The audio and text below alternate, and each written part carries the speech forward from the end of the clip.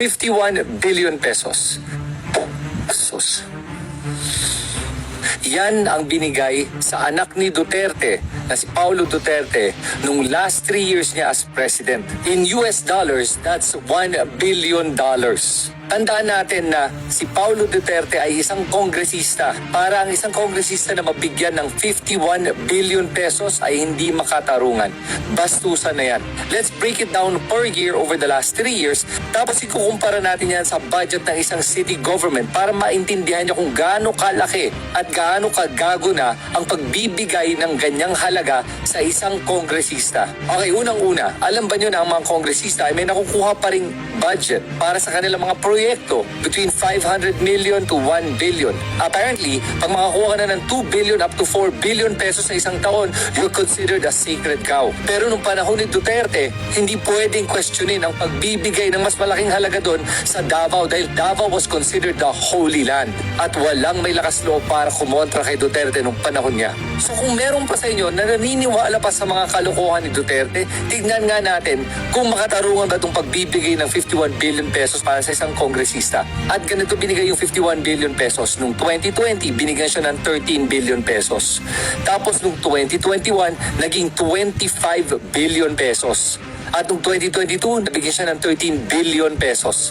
Apparently, yun daw ay para sa mga proyekto with the DPWH. Na kinonfirm ng DPWH na nakuha niya itong perang to.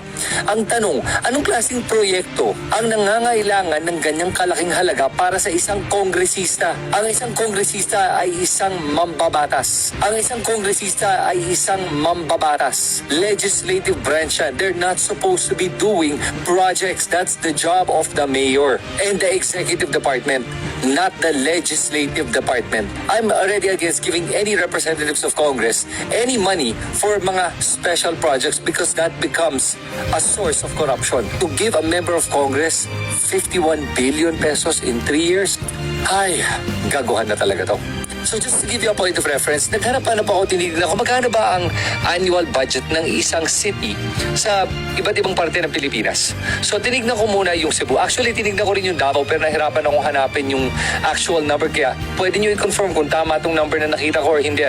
Pero sa Cebu, which is comparable to Davao, nakita ko magkano yung budget nila per year for the entire city government. Ito po ang budget nila taon-taon. In 2020, Cebu had an annual budget of 10.4 billion pesos. Para po yan makapagbigay ng tamang serbisyo at mapatakbo ang gobyerno ng buong Cebu sa isang taon. Paulo Duterte alone got 13 billion pesos.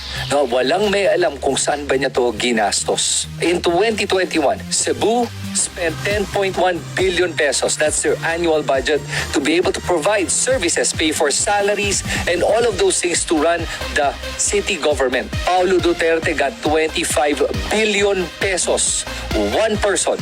Saan niya yan ginamit? And in 2022, Cebu had an annual budget of 8.9 billion pesos. And Paulo Duterte got 13 billion pesos. Harap-harapan na tayo niloloko at ginagago ng pamilyang to Now, tingnan naman natin ang isang city sa Metro Manila. In Mandaluyong, for example, para makita mong gaano kalala yung 51 billion pesos. In 2020, ang annual budget ng Mandaluyong is 5.8 billion pesos. In 2021, Mandaluyong had an annual budget of 8.6 billion pesos para patakbuhin yung buong city government. And in 2022, Mandaluyong had an annual budget of 10.4 billion pesos.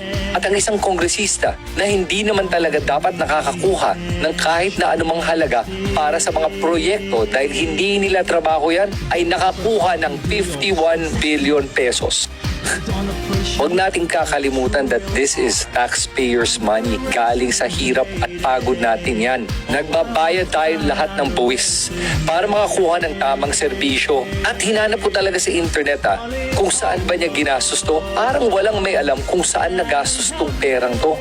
Pero anak siya kasi ni former President Duterte kaya untouchable yan Alam mo, aasahan ko na lang na yung Commission on Audit will check kung saan napunta yung perang yan. At kung saan ba talaga ginastos yan at kung tama ba talaga yung paggastos yan. Kasi sa ganyang halaga, I highly doubt it na ginastos niya sa tamang paraan. Pero I hope they prove me wrong. Sa akin, I want to give everyone the benefit of the doubt. Pero nakakaduda talaga yung mga ganyang galawan At sana naman magising-gising naman yung ating mga kababayan dyan sa mga ganitong katarantaduhan.